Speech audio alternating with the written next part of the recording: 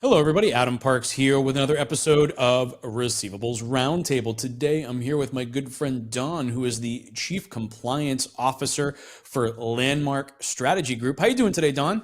Good. How are you today, Adam?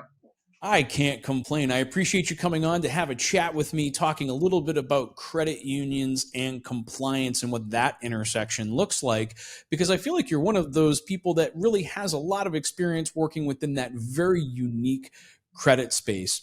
But for anybody who has not been as lucky as me to get to know you a little bit through the years, could you tell everyone a little bit about yourself and how you got to the seat that you're in today? Sure. So I started into the receivable industry when I was about 19 years old. Started out more or less into the entry level on there. Worked, made my way over to level one manager over at P&B Capital Group with my friends that you've done some podcasts with as well. Became a level one manager over there for several years, and then became an operations manager over there. And then we came together, started Landmark Strategy Group. We founded that several years ago, and now it's taken a more active role where we're becoming more robust compliance, looking at like you were saying, some credit unions and some other various industry areas that we've been looking at. We like to look into into that area. We think we could bring a lot of value to that as well. Well, I think from a credit union perspective, right, it's always been a challenge for debt buyers to operate in that credit union space because the volumes are so low. The entire view of the consumer being a member versus, a borrower, I think adds to that dynamic as well. But could you tell us a little bit about Landmark Strategy Group and your focus there?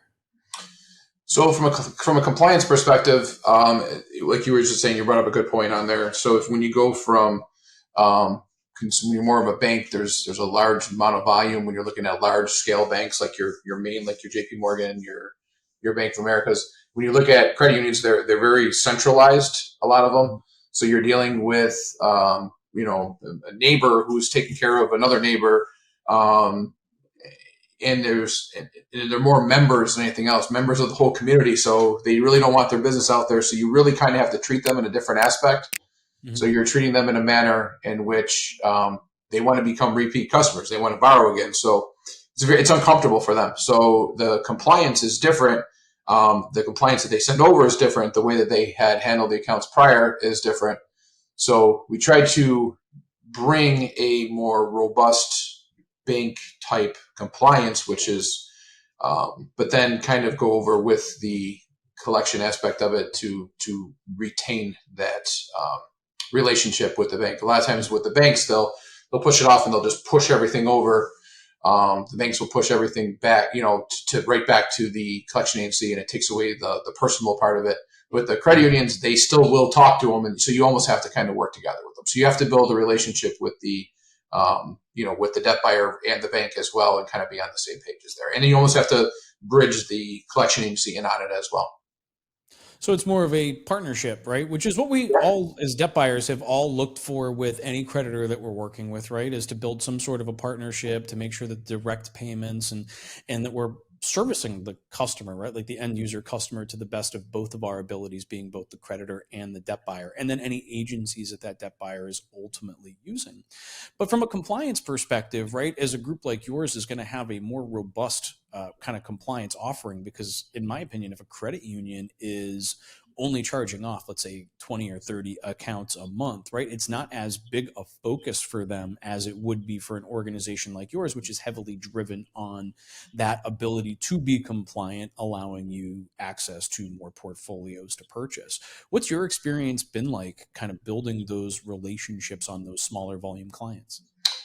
Well, they're very into brand image. Because like I said, you're only charging off 20, 25 accounts, and one person, has an issue, or they weren't, treated with respect, or it circulates around and it hurts their bottom line.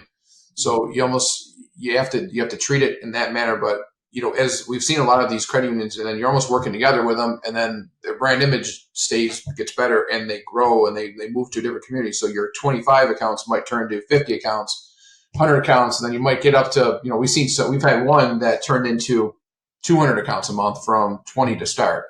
So you're almost part of the equation on there when you're doing it in that manner. So, and then there is some larger credit unions out there that we have, had before where they're doing up to 1,000 to 2,000 accounts a month as well.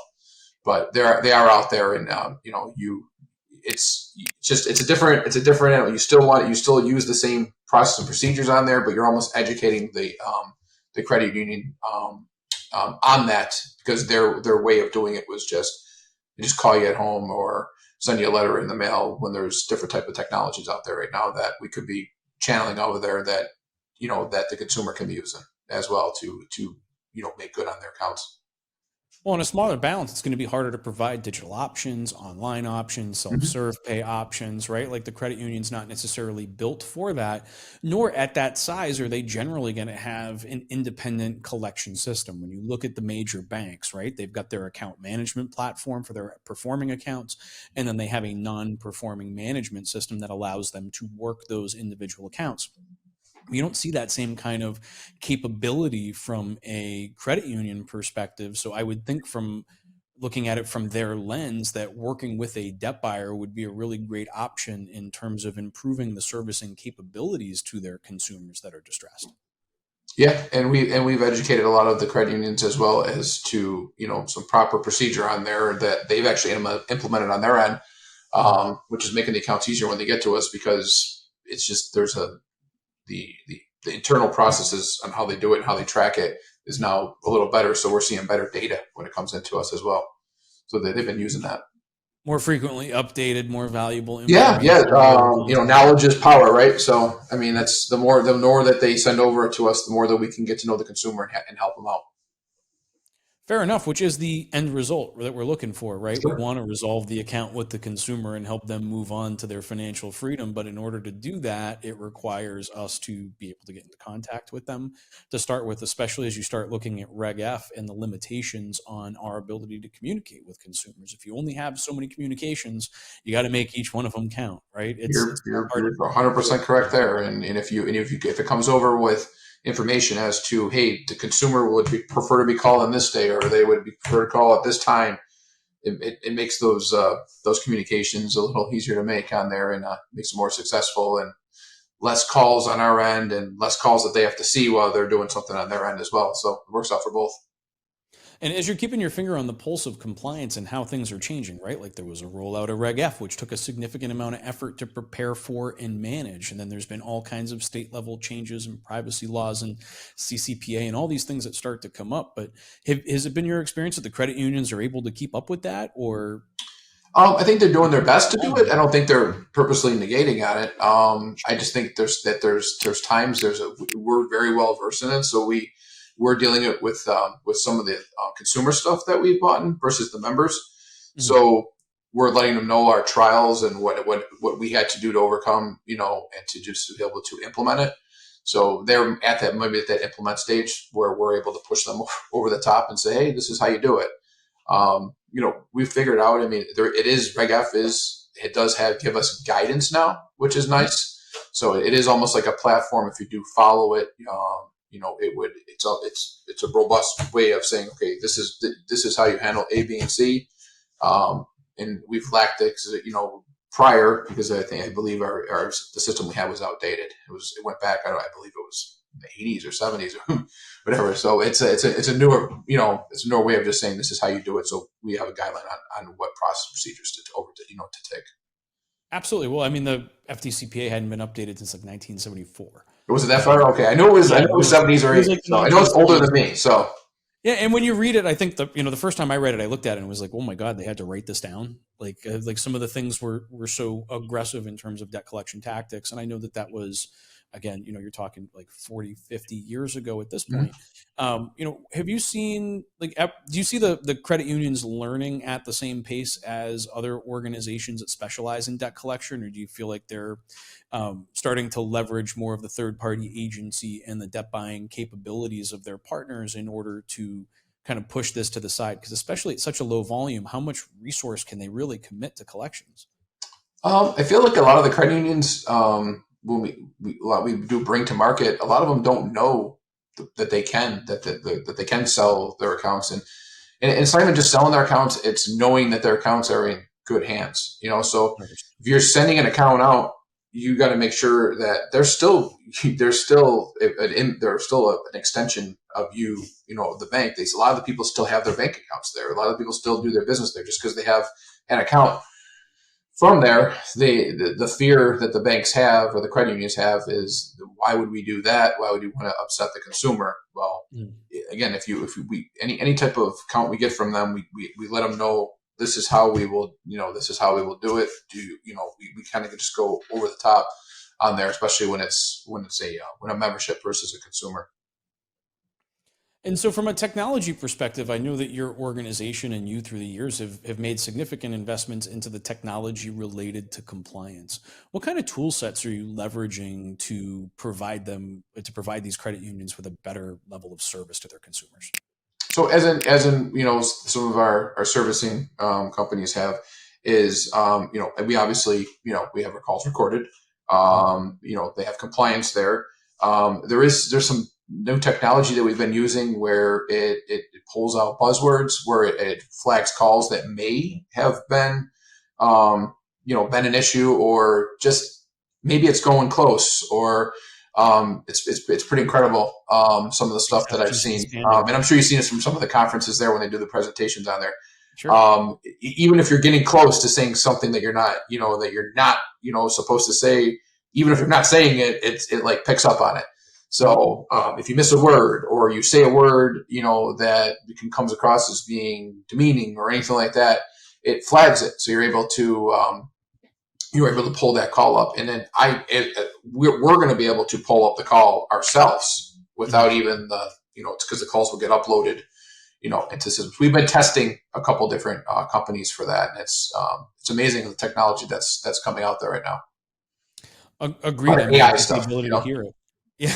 I'm sure you're Well, seeing it. Everything's turning AI, and then for this thing, I'm like, oh, this AI is actually pretty interesting.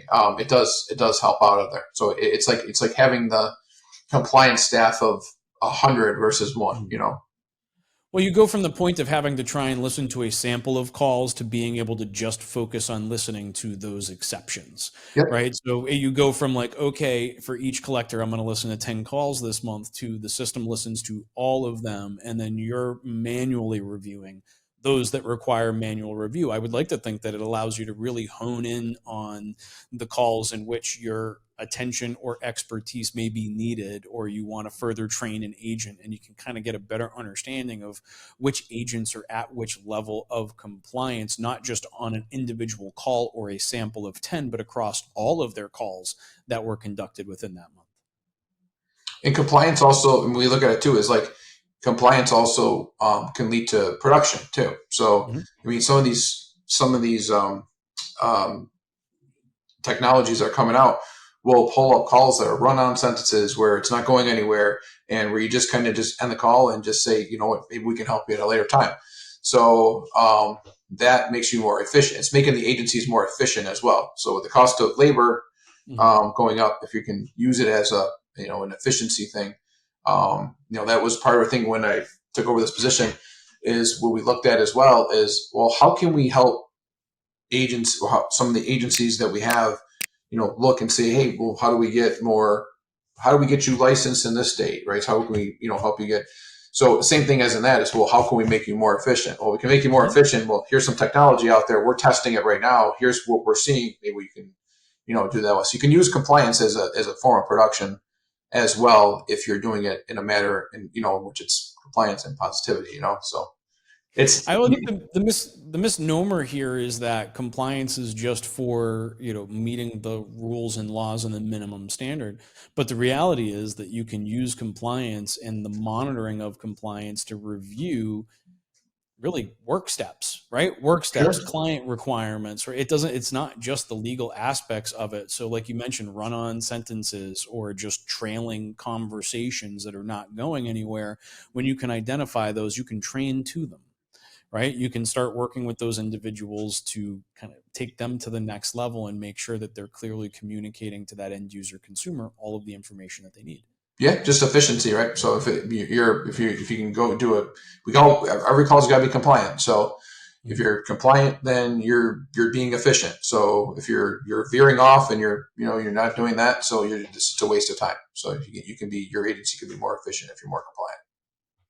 Agreed. And I think you're onto something there. And, from what I've seen and heard, it sounds like you guys are doing a great job of kind of organizing that information and empowering those credit unions to leverage some of this technology through partnership, which I think is really a great option for them, especially if they're working on such low account volumes, because you just can't make that level of commitment of human resource of technology, right? Like you guys are doing this as a business versus it being a byproduct of the credit union's core Mm-hmm. business.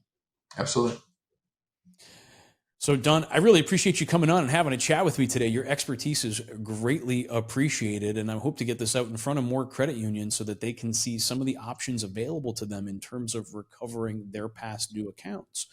For those of you that are watching, if you have additional questions you'd like to ask Don or myself, you can leave those in the comments on LinkedIn and YouTube, and we'll be responding to those. Or if you have additional topics you'd like to see us discuss, you can leave those in the comments below as well. And hopefully I can get Don to come back at least one more time to help me continue to create great content for a great industry. But Anytime. until next time, Don, thank you so much for coming on. I really do appreciate your expertise. Thanks for having me.